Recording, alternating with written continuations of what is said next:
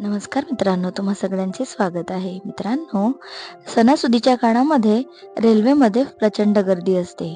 आता जर आपण विचार करूया तर दिवाळीनंतर लगेच येणाऱ्या छठ पूजेसाठी देशभरातून बिहारकडे जाणाऱ्या ट्रेन्स या पूर्णपणे भरलेल्या किंवा फुल असतात.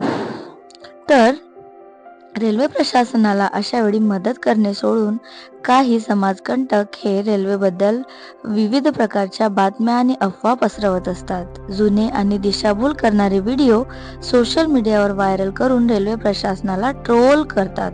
तर अशा लोकांना रेल्वे प्रशासनाने त्यांच्यावर निगराणी सुरू केली आहे आणि अशा 20 जणांवर कारवाई करण्यात आली आहे. कसलाही अनुचित प्रकार अथवा तणाव निर्माण होऊ नये यासाठी रेल्वेकडून कडक भूमिका घेण्यात आल्याचे रेल्वेने स्पष्ट केले आहे.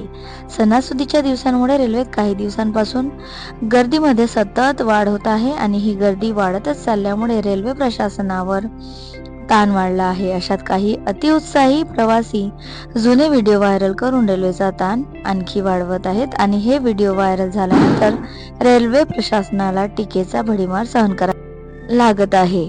ते लक्षात घेऊन मध्य रेल्वे प्रशासनाने गेल्या काही दिवसांपासून सणासुदीच्या काळात रेल्वेशी संबंधित जुने किंवा दिशाभूल करणारे व्हिडिओ व्हायरल करणाऱ्या सोशल मीडिया हँडल्सवर नजर रोखली आहे.